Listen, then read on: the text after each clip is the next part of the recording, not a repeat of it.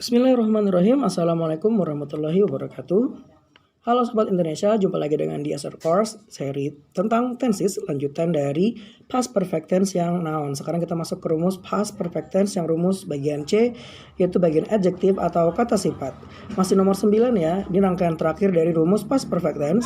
Lanjutan dari bagian verb dan noun. Yang A yang verb, yang B yang noun, dan yang C yang adjektif.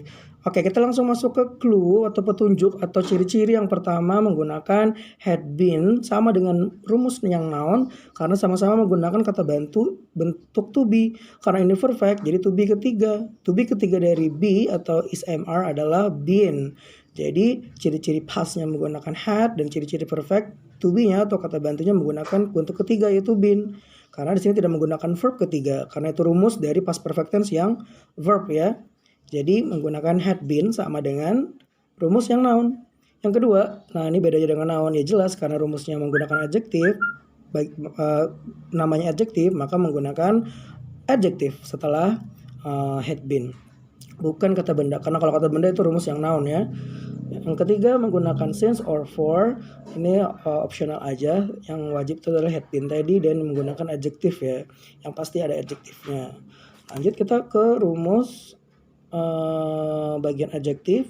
Yang membedakan di sini pada dasarnya kalau udah menyimak di bagian rumus noun hanya mengubah bagian adjektif noun menjadi adjektif. Ini kan waktu di rumus noun semua jadi ini noun, ini noun, ini noun. Sekarang diubah jadi adjektif, adjektif, adjektif karena rumusnya adalah adjektif. Jadi sederhana seperti itu. Sederhana. Jadi saya jelaskan kembali untuk affirmative sentence atau kalimat positif rumusnya adalah subject plus had plus been plus adjective plus since or for. Terus keterangan waktunya gitu ya yang lampau. Terus negative sentence-nya atau kalimat negatifnya adalah subject plus had plus not plus been plus adjective plus since or for dan keterangan waktunya. Selanjutnya interrogative sentence atau kalimat tanya ya, subjek yang di urutan kedua, had di urutan pertama, jadinya had plus subject plus been plus adjective plus since or for terus keterangan waktu ya. Dan jangan lupa taruh tanda tanyanya ya, question mark, jangan lupa karena ini kalimat tanya. Dan jawabannya kalau positif berarti yes, titik, subject plus had been, atau jawabannya kalau negatif no, subject plus had plus not plus been. Dan jangan lupa keterangan untuk had di sini adalah semua subjek. Jadi jangan bingung, tidak seperti rumus yang present perfect yang pakai have atau has itu ada pembagian ya kan, ada have itu adalah I, you, they, dan we subjeknya, sedangkan has adalah he, she, it. Kalau di had ini semua subjek menggunakan had, jadi gak usah bingung, mulai dari I, you, they, we, he, she, dan it semua menggunakan had. Oke, langsung kita masuk ke contoh. Di sini contoh saya juga kasih 2 ya. 2 di sini menggunakan happy dan di sini menggunakan cheap. Ini menggunakan kata sifat yang kategori. Oh ya, sebelumnya sudah saya jelaskan kan apa aja adjektif itu kayak kata sifat. Ini yang kayak happy ini termasuk emosi, perasaan atau ekspresi ya gitu ya. Jadi saya kasih contohnya di bagian A, dan di bagian B ada cheapest atau paling murah. Berarti ini yang general, yang udah common kita jumpai sebagai antonim sebagai general. Kayak cheap ini kan berarti antonimnya adalah expensive gitu ya. Jadi kayak ada antonim dan sinonim tuh ciri-cirinya dari general. Yang mana itu adalah contoh dari yang sangat mudah kita temui untuk adjektif. Nah, jadi langsung aja kita baca untuk contoh yang A bagian positif. I had been happy since last year. Jadi saya senang banget atau saya senang atau saya bahagia sejak tahun lalu. Berarti sekarang enggak lagi. Karena ini menggunakan had.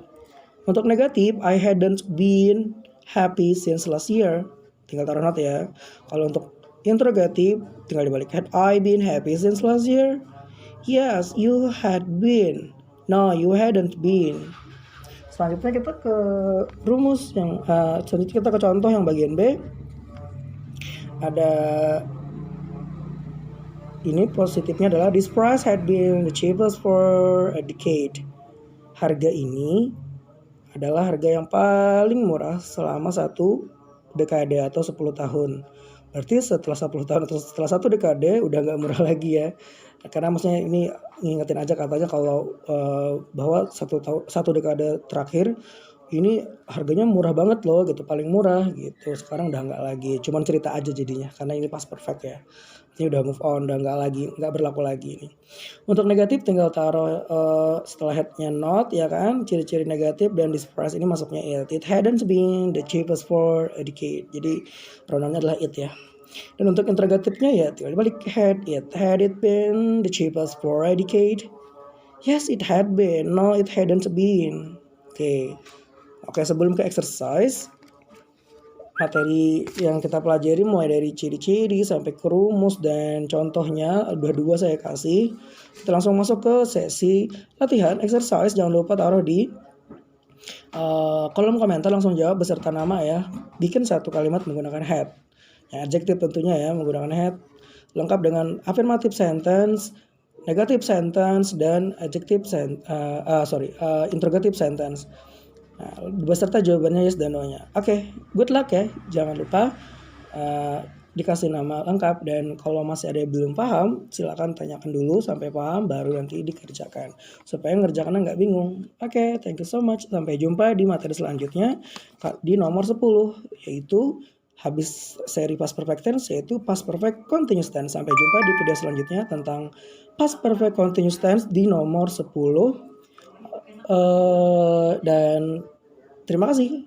Sampai jumpa dan wassalamualaikum warahmatullahi wabarakatuh. Bye bye.